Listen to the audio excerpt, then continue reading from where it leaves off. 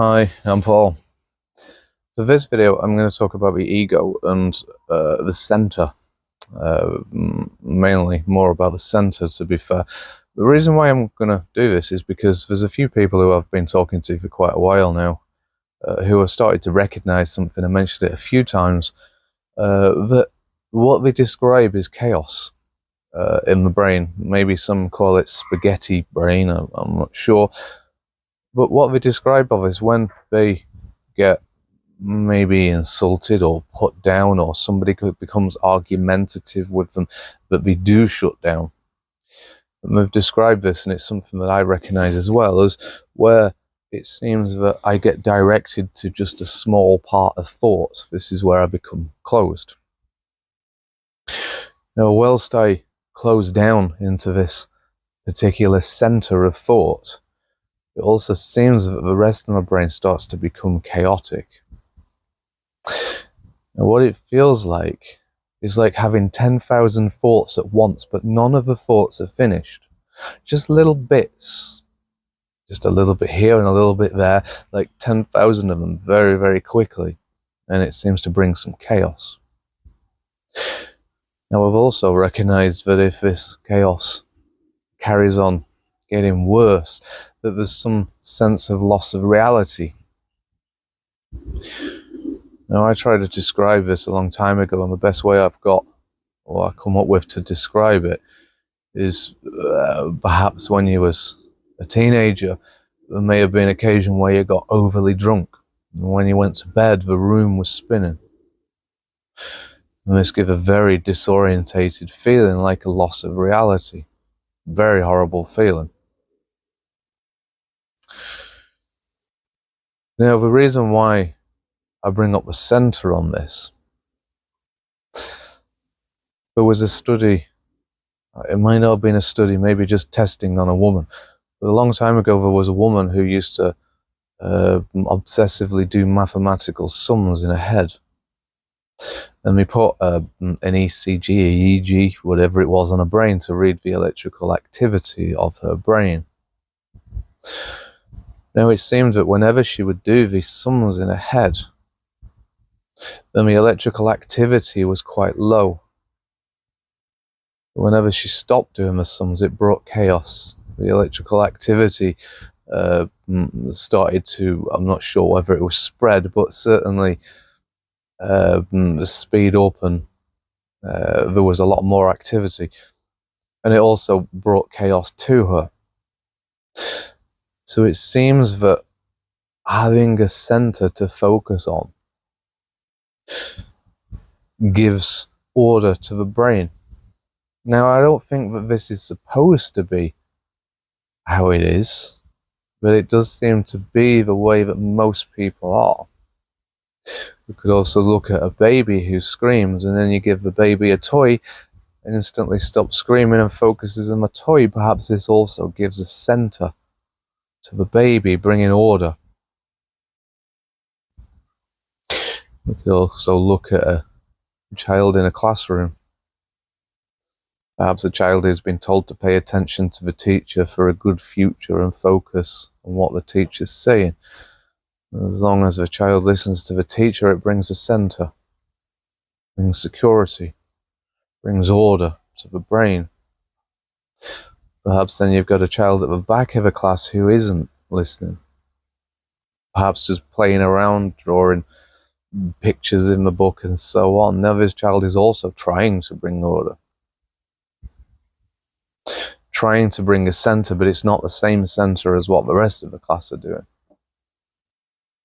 Perhaps it's another child who maybe, let's suggest, has ADHD and is playing up, throwing pens across the class. The same thing. The child is trying to bring a center, something to focus on to stop the chaos. Now, I think this center is related to pretty much all personality difficulties, narcissism, borderline. Perhaps there's a difference between them, because borderline doesn't seem to internalize a center. That's why they have a favorite person, because the favorite person becomes their center. Narcissism tends to internalize a center, relying on their own thoughts. images to create or sustain a center. I would think that bipolar would be quite the opposite, because I think bipolar is when it's a loss of the center, so it's that chaos. I also recognize that people who tend to follow a spiritual path as such are people who have been through toxic relationships or toxic families. Also find that it seems to be quite a journey from that towards spirituality.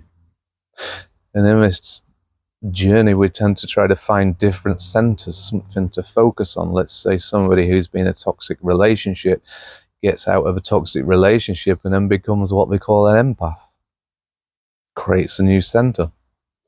Perhaps then we go into spirituality, creating another center. See, all of these centers just focus the brain to give it a sense of order.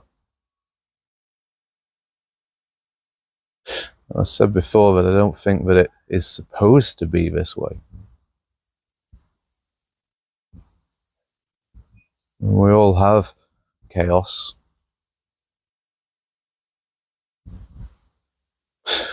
But perhaps the idea of this long journey is to try to slowly bring all the chaoses together. Now, I was saying about a center, and I mentioned about the ego as well. I think the center which I'm referring to is separate from the ego. In some senses, the ego does kind of create a center, the me, the I. But I think that when the ego is disturbed in that sort of center, then it doesn't bring chaos, not like all the little centers. You see, the ego is attachment to knowledge. So we can say all of my knowledge would be my consciousness, which would be my ego. So the attachment to all of my knowledge would be the center of me, let's say. And you think that the original ego is not really my ego or your ego. It's just the collective knowledge.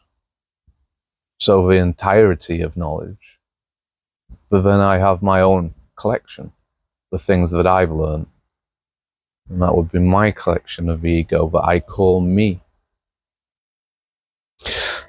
And I suppose the ego can create some sort of a center, but not quite the center that I'm talking about. Maybe we could suggest that the ego would be like the library. And the centers that I'm talking about would be the books inside of the library.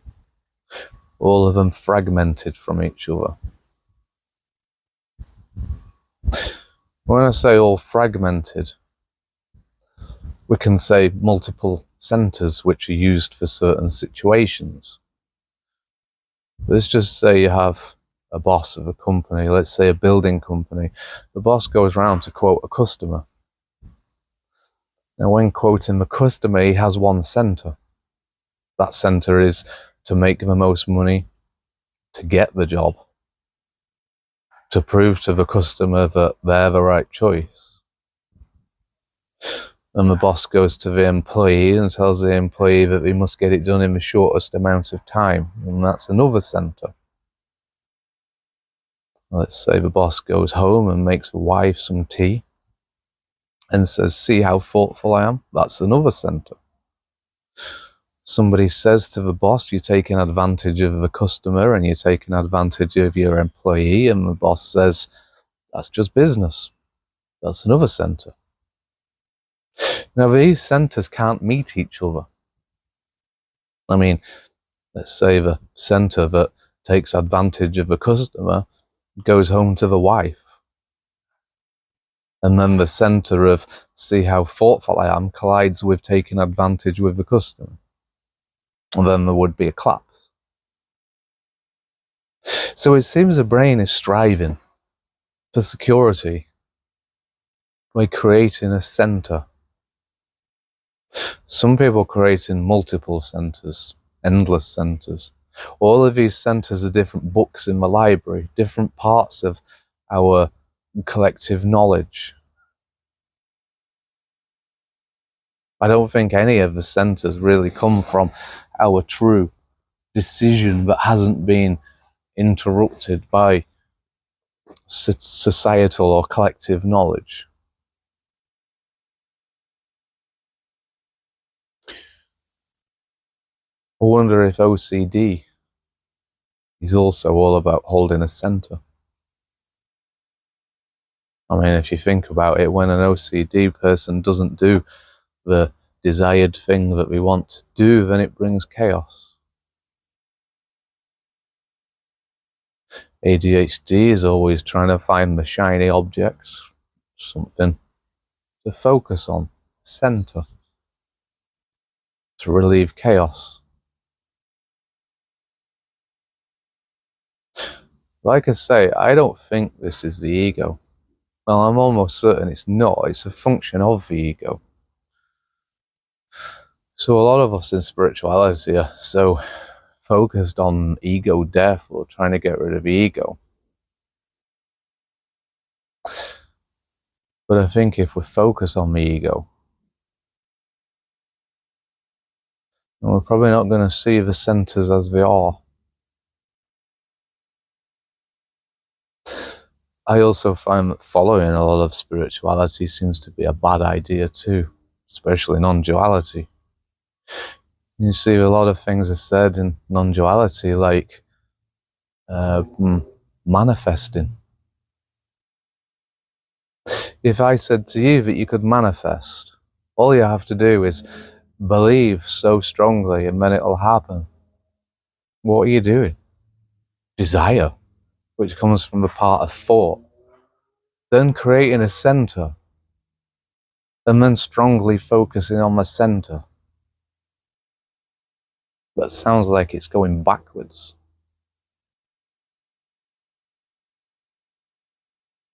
Perhaps somebody says,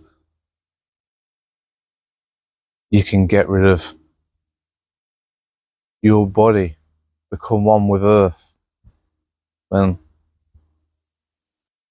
as long as you're trying to strive for it, then you're creating a center, which is just going backwards.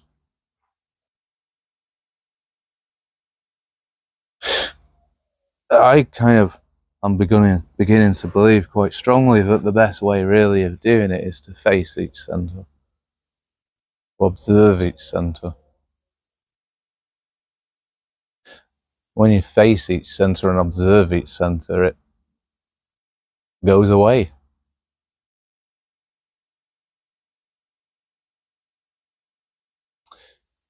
Now, it seems we have two different consciousnesses. One consciousness in the field of thought, and then we have the other consciousness, which is awareness.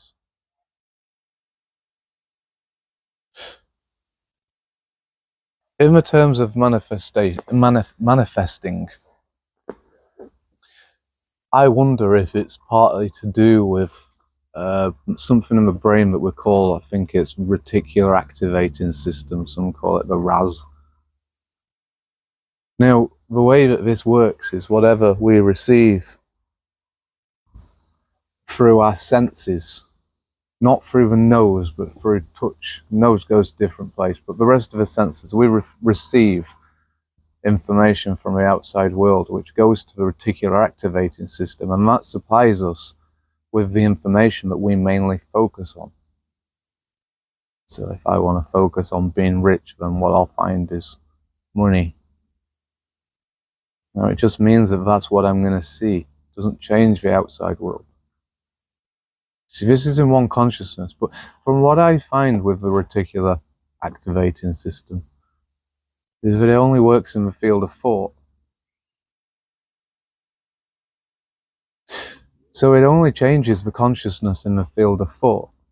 So the field of thought, what I focus on, I will see or mainly notice. So it only supplies me with the information from the outside world that relates to what I'm thinking of. There was another consciousness, which is awareness. I don't think it has any reflection on this. So if I focus my thoughts on one particular area, then I will only receive that information, which means that my consciousness in that area is shrunk, fragmented, small, not seeing the whole. But in the field of awareness, there is no desire, no want. So in the field of awareness, I see the whole world, all in one.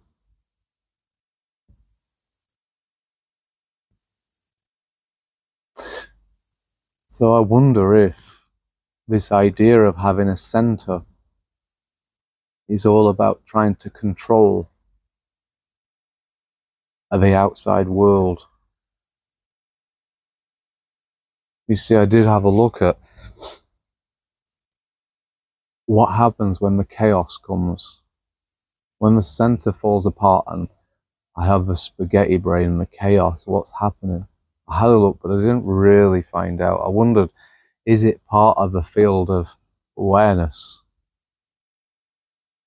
So in other words, if I don't have a center, am I flooded in by information, but I haven't learned how to process? Meaning my other consciousness that isn't the consciousness of thought. Or is it that I try to focus on a small area of my consciousness of thought, and when that center breaks, it floods in information from the rest of the field of thought? I couldn't find it. So maybe it's one for the future. When I did look into it, what I noticed, which I'm not relying on because it doesn't seem right, is that it seemed that most of my brain itself shut down apart from one area. But I don't know if it really, when I say shut down, it just seemed that most of the brain had shut down, so it had lost the ability to process everything in the brain. Whereas when I was back open, let's say in awareness, then everything was processed fully. Now, I can't really say if that's right. It didn't seem quite right, but that was what I kind of noticed. Anyway, I think that's all I've got to say. Thanks very much for listening.